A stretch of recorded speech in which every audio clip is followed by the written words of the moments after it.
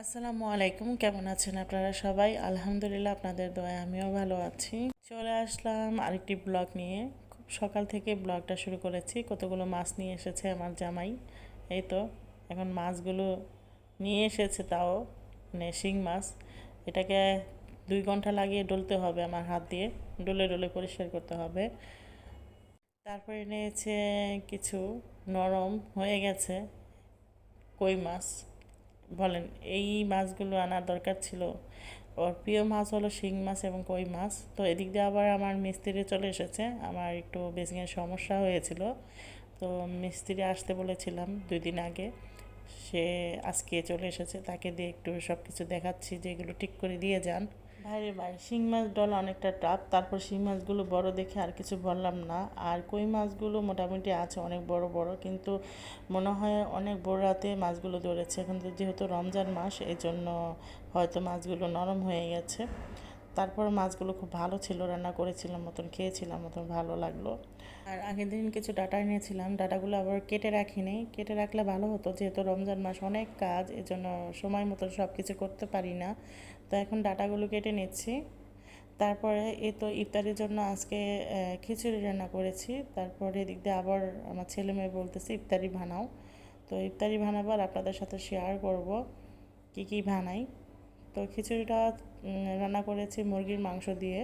তো মুরগির মাংস রান্না করা ছিল, আর এদিক দিয়ে এই তো ফ্রোজেন করা এই তো কাবাব বের করেছে আমার ছেলে। এবার কাবাব আসলে বানাতে পারিনি।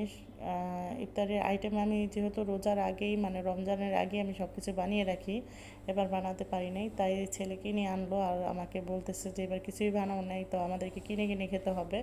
আমি এবারকে কিনে কিনে খাও, আলহামদুলিল্লাহ নেক্সট টাইমে আমি বানিয়ে দিব সব কিছু।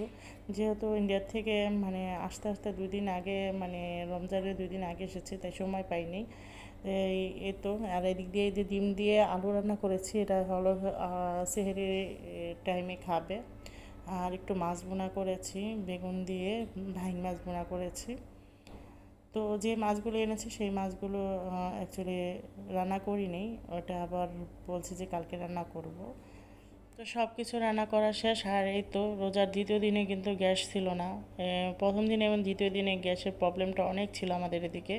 তো আমার বাসায় গ্যাসের প্রবলেম অনেকটা ছিল, আর কার কার বাসায় ছিল জানি না, হয়তো বা খোঁজখবর নিলে জানতে পারতাম। তো আগের দিনে এই তো চিকেন ফ্রাই করেছিলাম প্রথম রমজানের দিনে। তো ওইটাও ছিল কিছু, আর এদিকে খিচুড়ি হয়ে গেছে। তো খিচুড়িটা রান্না কমপ্লিট করে ফেললাম, আর এদিক দিয়ে আমার ছেলে আমাকে হেল্প করছে। এই তো ও এখন কিছু কাবাব ভেজে নেবে, আর আমি এদিক দিয়ে ইলেকট্রিকের চুলা বসিয়ে দিলাম, যেহেতু ওই চুলায় হচ্ছে না কারণ গ্যাস নেই। আর এই রমজান মাসে যদি গ্যাস না থাকে, আসলে এই মেজাজটা অনেক খারাপ হয়ে যায়। সারাদিন রোজা থেকে তো এমনি খিটখিট হয়ে যায় মেজাজ, তারপরও যদি গ্যাস না থাকে, যেটা আমাদের সবচেয়ে উপকারী জিনিস গ্যাস, সেটা দিয়ে আমরা কাজ করি, সেটা যদি না থাকে তাহলে কিন্তু অনেক খারাপ লাগে। তাই ইলেকট্রিকের চুলা বসিয়ে দিলাম, আর আমি এই ইফতারিগুলো বানিয়ে নিচ্ছি। তো ইফতারির সময় কিন্তু প্রায় হয়ে যাচ্ছে, 10 মিনিটে যতগুলো ইফতারি বানাতে পারি বানাবো। তো এই তো তাড়াহুড়া বসিয়ে দিয়েছি। যাই হোক, এদিক দিয়ে ছেলে হেল্প করাতে একটু মানে আগাচ্ছে আমার। তো আমরা দুজন ইফতারি বানাচ্ছি, আর মেয়ে বানাচ্ছে শরবত। তো আমরা তিনজনেই মিলে এই তো ইফতারিগুলো এখন তৈরি করে নিচ্ছি। আসলে রমজান মাসে যদি ছেলেমেয়েরা যদি একটু হেল্প করে না, তাহলে কষ্টটা একটু কম লাগে। তো আলহামদুলিল্লাহ আমার ছেলে মেয়ে আমাকে খুবই হেল্প করে কাজে। এই তো আর যাদের ছেলে মেয়ে আছে বড় বড়, যারা কিছু করে না, অবশ্যই আপনার মা বাবার সাথে হেল্প করবেন, কারণ তারাও তো রোজা থাকে। সারাদিন রোজা থাকার থেকে তারা রান্না টান্না করে খুব ক্লান্ত লাগে তাদের। যদি একটু হেল্প করেন তাহলে কিন্তু একটু ইজিলি কাজ হয়ে যায়, আর খুবই ভালো লাগে সবাই একসাথে ইফতারি আয়োজন করলে। তো ওদিক দিয়ে আমার ছেলে কাবাব টাবাব এগুলো ভেজে নিচ্ছে, আর আমি এদিক দিয়ে এই তো পেঁয়াজও বানিয়ে নিচ্ছি। আর মেয়ে হলো সব কিছু টেবিলে গুছিয়ে নিচ্ছে। আর আমার ছেলে একটু পর পর ফোনে কার সাথে যেন কথা বলছে, বেশি সময় নেই, তাড়াতাড়ি করে আমরা সব কিছু এই তো বানিয়ে নিচ্ছি।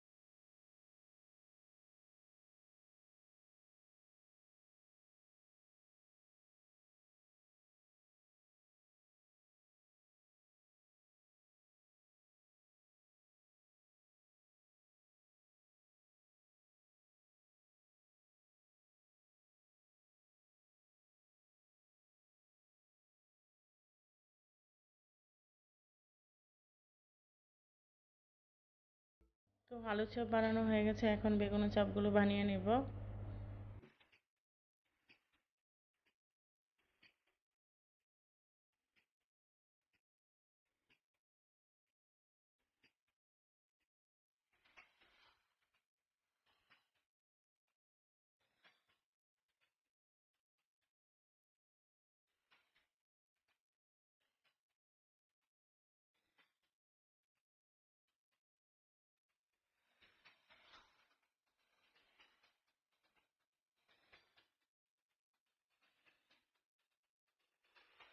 তো এখন এক একে সব কিছু টেবিলে গুছিয়ে নিচ্ছি।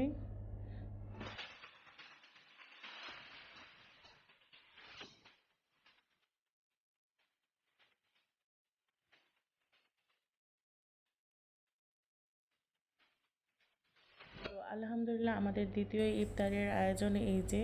আর এগুলো অ্যাকচুয়ালি খুবই কমই বানাচ্ছি, মাঝে মধ্যে একটু বানাচ্ছি, কারণ এগুলো আসলে স্বাস্থ্যের জন্য ভালো না। তারপরও খিচুড়ি রান্না করেছিলাম ফার্স্টে, তারপর বললো আমার মেয়ে বলে ইফতারি বানাও, ইফতারি সব কিছু আয়োজন করা ছিল বলে সব কিছু বানিয়ে ফেললাম তাড়াহুড়া করে। তো আজকের ব্লগটি এই পর্যন্ত, সবাই ভালো থাকবেন, আল্লাহ হাফেজ।